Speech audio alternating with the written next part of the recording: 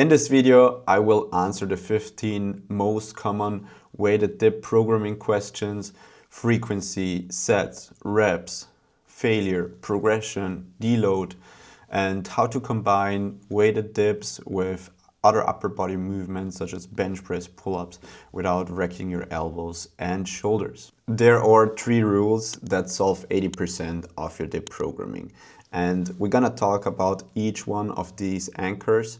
And the first one is standardize your reps. Same depth, same pause or no pause, same tempo, same range of motion every week. Then you need to pick the right stress, because dips load the chest, the triceps, and the front of the shoulders hard. They're a great exercise, but they come with a great cost to benefit ratio. And the last anchor is progress with intent. So don't max out into adaptation, use simple progressions and planned easy weeks. So the first question, how often should you actually train dips?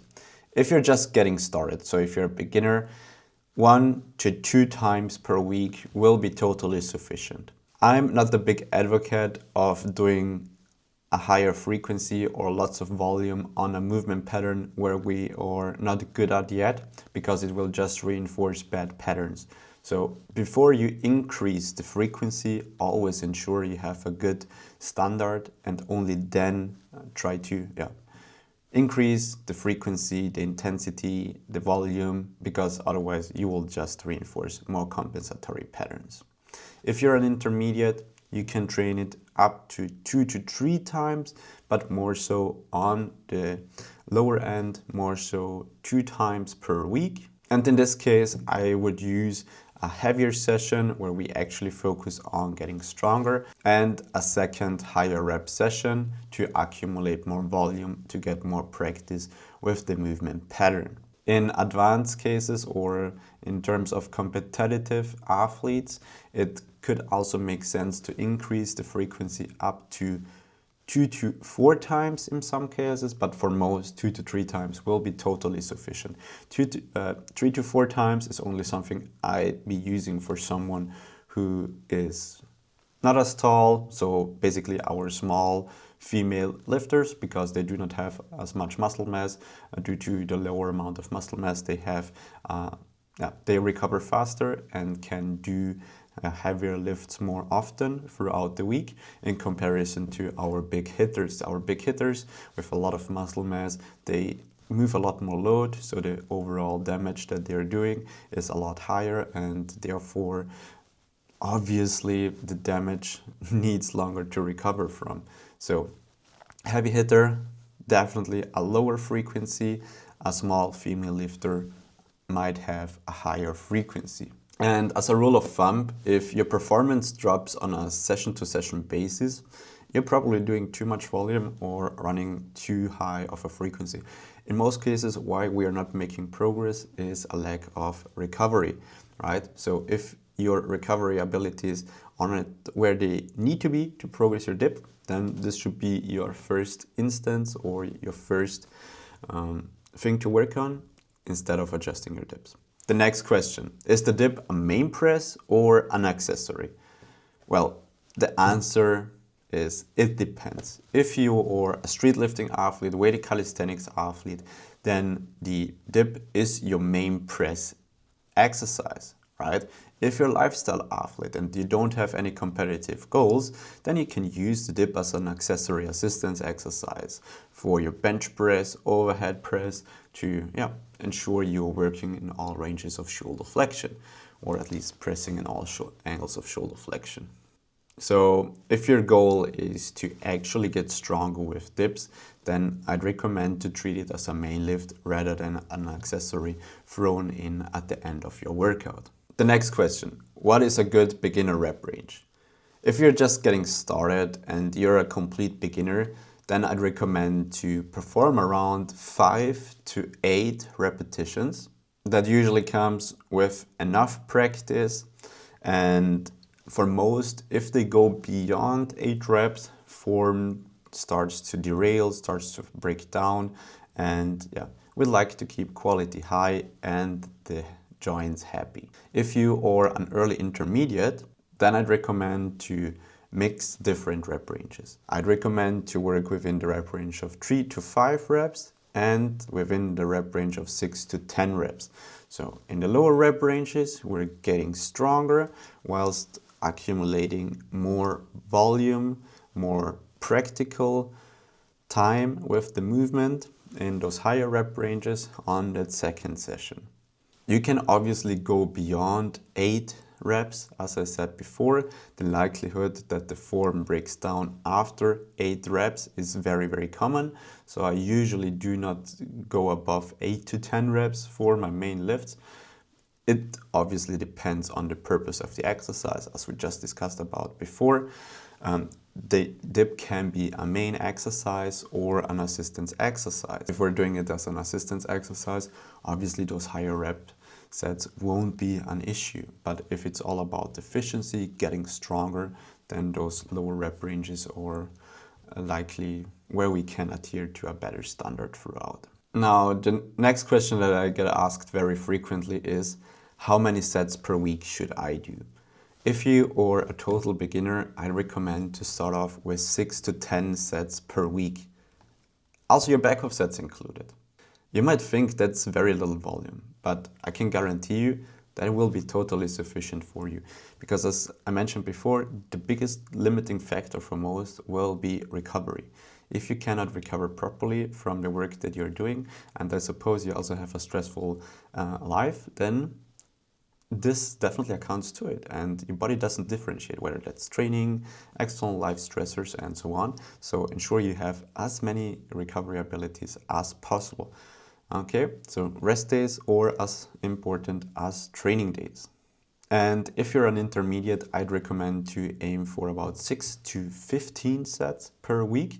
And ideally, we split that volume across 2 to 3 sessions or max 2 sessions in case of beginner to intermediate athletes. So we're not doing too much volume on a session-to-session basis because, as you might know, the first 4 to 6 sets of the training session are probably efficient, and then if you do more than 6 to 8 sets of a muscle group in a training session, the performance drops a lot towards the end of the training session, and just dividing it throughout multiple days, it can help to perform better on these days as well.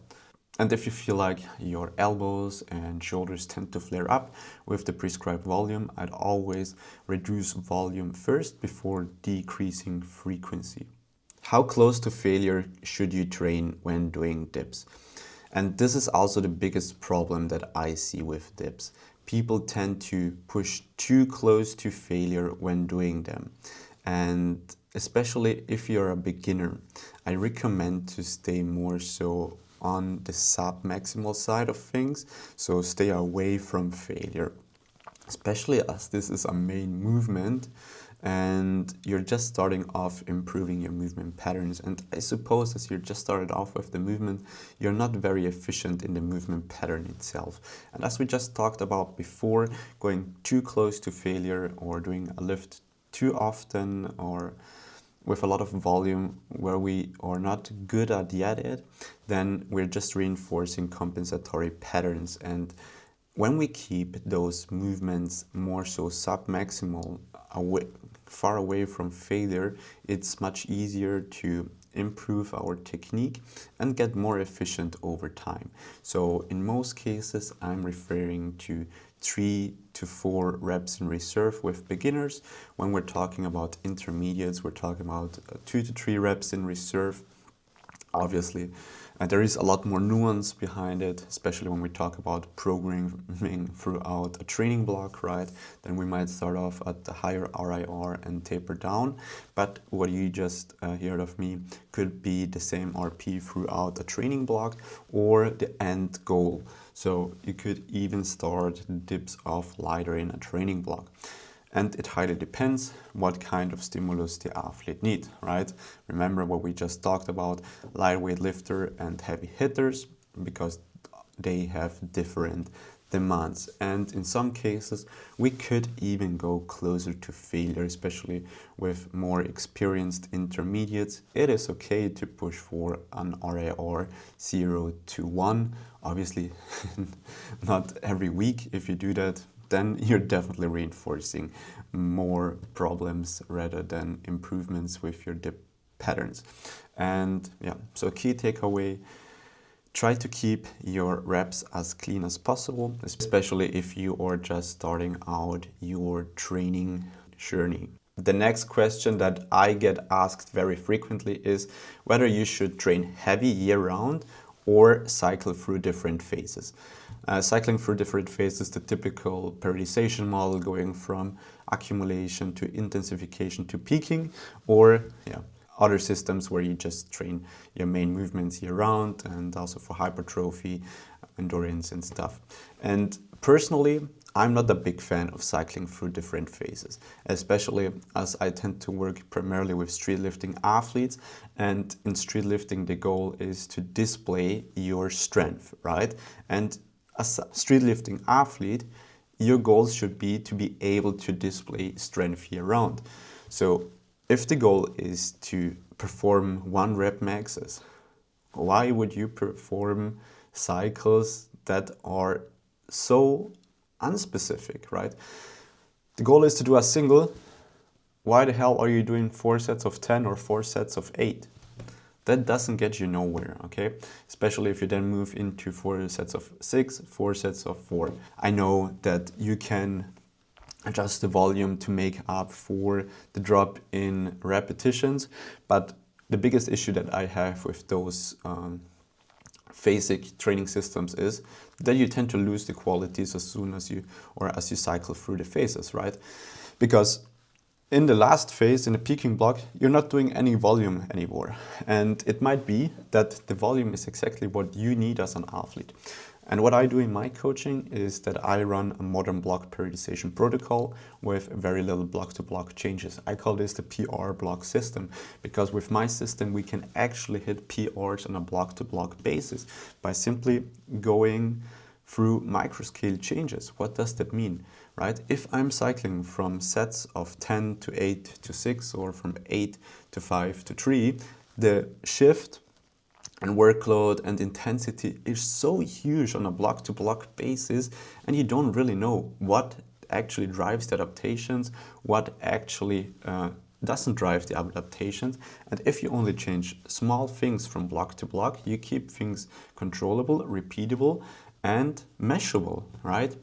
Because if I only switch from a set of 3 to sets of 2, then the shift in the workload, in the average intensity, is very, very little, right?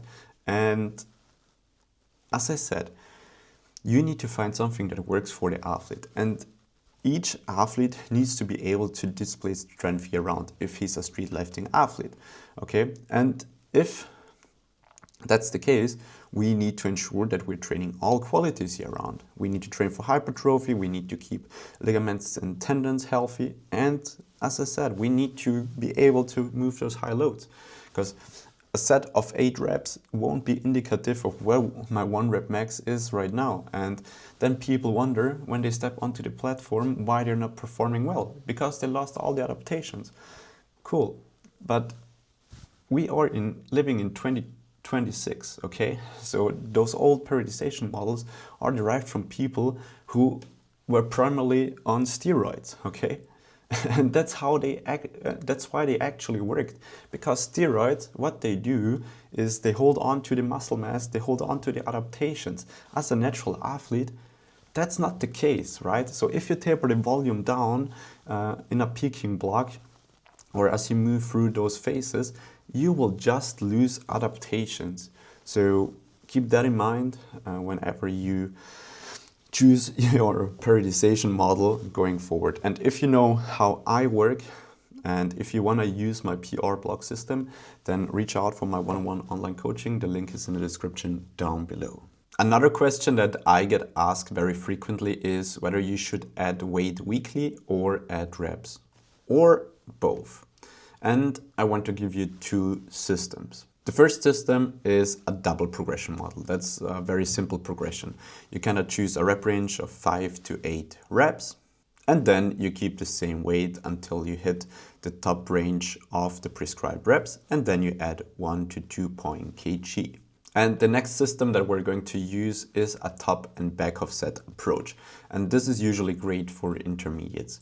For beginners, I always recommend to work more with straight sets. With those intermediates, we can start working in slightly different rep ranges as we've talked about before. So we will have a top set of 3 to 5 reps and back of sets with 6 to 10 reps. Okay, the top set will help us to get exposure to those higher intensities, drive strength, and then the back of sets will help us train for volume, hypertrophy, and as you can see, we are now combining all qualities into one training plan, and we don't need to train for volume and intensity in different blocks. And one of the biggest key takeaways when it comes to dips, ego never wins. If you want to really exceed with your dips, then I recommend to start microloading them instead of going monkey mode and letting your ego take over, which is just stalling you. Another question that I get asked very frequently is a realistic progress rate. And this is hard to generalize, to be honest, because everyone adapts at a different rate and so many things are going to affect our progression. It's not just the training and the variables in training like volume, intensity, frequency and stuff, but also your externals. We've talked a lot about recovery, so how well can you recover in between the sessions, and obviously everything that affects recovery. Nutrition, sleep, digestion, well-being, stress, and so on, right? So if we want to talk about specific numbers here, you should definitely see a fast progress, especially if you're just starting out with your training. You will see your numbers and techniques skyrocket, and I'd highly recommend to use this time wisely. So what most people tend to do is that they start with training and they start to tank their calories. But if you're just starting out, please lean into eating more. I know you might deal with a little bit of adipose tissue or a bit of additional fat around your belly, but don't worry about that. You will thank me in the long run, because with increased training experience, you will have diminishing returns in terms of putting on muscle mass, getting stronger, and those early phases, yeah, they are crazy if you use them properly, okay? It doesn't matter with what kind of genetics you're gifted. But one thing should be clear here. I wouldn't recommend to chase weekly maxes here, because if you do that, you will probably just reinforce patterns, bad patterns, and you won't be able to hit those PRs or those best lifts again under good conditions. If you are an intermediate, we should see steady and slow progress, ideally on a block-to-block basis. Most of my athletes tend to have a 2.5 to 5 kg progression on a block-to-block basis. So literally every block with my PR block system, we're going to add on 2.5 to 5 kg on each lift. And yeah, literally every training block will hit a new PR. But to be realistic, for some, this might not be the case. For some people, this might only be 0 to 2.5 kg. But it highly depends on the system that you're using and how you're managing your externals. Another big question that I receive: when should you actually do deloads, or if you should do deloads at all? Well, there is a time and place for deloads. I tend to use deloads and intra weeks synonymous, right? So usually both of them have a similar outcome, and whenever you should use them is dependent on the following guardrails. If you tend to feel super fatigued at the end of the training block and your joints feel wrecked, then first of all, you might have done something wrong leading up into the last week of the training block. Because if you feel like completely wrecked, then you need to find the reason why that is happening in the first place. But you need to ensure that you're getting out of this recovery debt, because when fatigue increases, performance decreases. And to get out of this state where performance is decreased, we need to drop the fatigue so that performance can go up again. And we can do that by implementing a lighter week in the form of a deload. A deload is usually the last week of a training block where we reduce the volume and the intensity ever so slightly.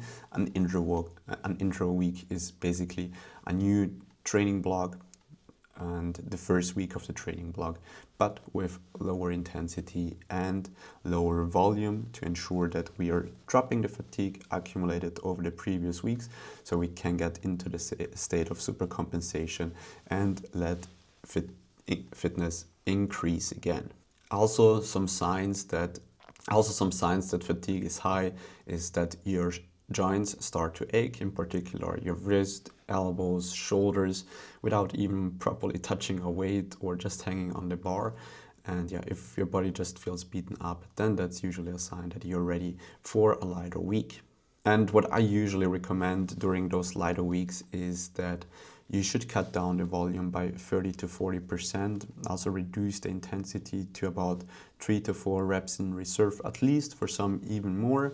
And yeah, that should really help to have a smooth entrance into the next training block or for some more progressive training week. Now, the next question that I receive quite frequently is exercise order. When should you do your dips? Should you do bench press first and then dips, or first dips and then bench press? Again, it highly depends on your goals. If you're a street lifter, probably it would be smarter to do your dips first and then your bench. And if you are focusing on bench press or overhead press, for example, and your dip is an assistance exercise, then obviously do your main work before and then your assistance exercises afterwards. And what I usually tend to avoid is going for too many compound movements of the same movement pattern in one training session. If that's the case, then I'll try to split it out over multiple training sessions to manage fatigue accordingly. Then, how you combine dips with pull-ups and muscle-ups. So, because all of these movements are heavily upper body dominant, we need to balance the stress accordingly throughout the training week. And we can do so by splitting up training sessions into different qualities or different needs.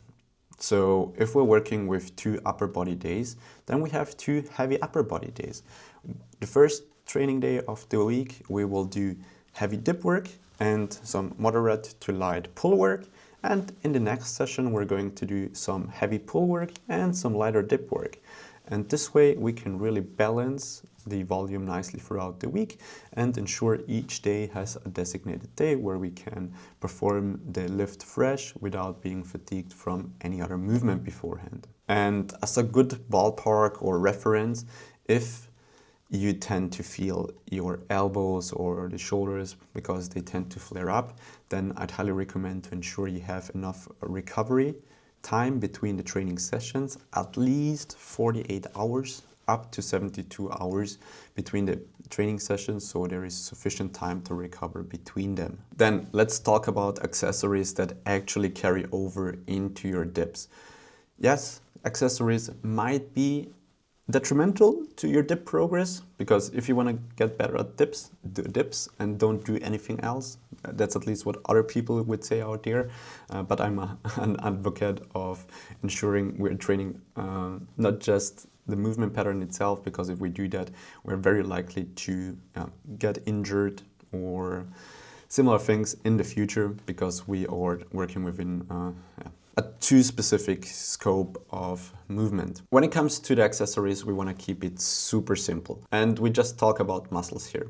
So in terms of the triceps, we can use things like an overhead triceps extension, which is a very nice exercise to train the long head of the biceps, cable push downs, or some sort of close grip push-ups or close grip bench press, which is kind of a little bit more elbow friendly for most. Then we can train the chest in different angles. So basically we can do chest presses with a dumbbell machine, Smith machine, in all angles, from a decline angle to a horizontal to an overhead angle.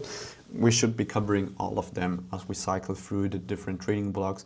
So we ensure we're training the whole shoulder flexion arc and recruit all the muscles in a way they are intended to, because muscles and the human body need to sequence and need to be able to go through all ranges and not just the one that our main lift requires. And obviously we can also do some other chest exercises like chest flies, right?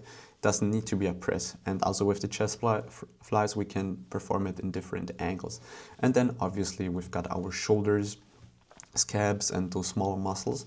And with these, we can really use any accessory exercise that helps us improve the relationship of the ribcage, the scapula, and the humerus, so our upper arm. And here we can do reverse shrugs, we can do front raises, lateral raises, you name it. So yeah, many exercises really help to drive adaptations for the dip if you know the right ones, right? And yeah, I just recommend to look at the anatomy of the dip and see what muscles are actually involved. And then it's quite easy to choose the right assistance exercises. Usually we want to choose those that are being trained, but also the ones that are not being trained. So we cover the whole movement profile and kind of out-function the main lift and give you the movement abilities or movement options that your main lift doesn't give you.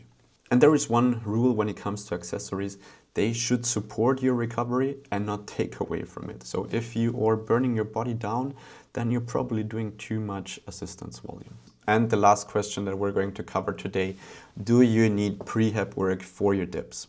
If you dip heavy long term and your goal is to compete, then I'd highly recommend yes. You need some sort of prehab exercises, especially the ones that help you out-function your structure, your morphology, right? We're all presenting in a certain way and our posture dictates what movements we have access to and which ones we don't. And therefore, we really need to ensure that we are training those movements that we don't have access to, so we are efficient and don't run into the risk of getting injured. And prehab isn't magic. It's all about proper load management, getting into the right positions and loading the system smartly over time. And yeah, that is what prehab actually is, right? And that's already a wrap for today. And if you need help with your dip because you're in pain or your progress has plateaued already since a couple of months, then reach out for my one-on-one online coaching. The link is in the description down below. And if you haven't done yet, please help me grow this channel by liking this video, subscribing to the channel, and turning on the post notifications so you don't miss out on any new video. That's a wrap. See you in the next one.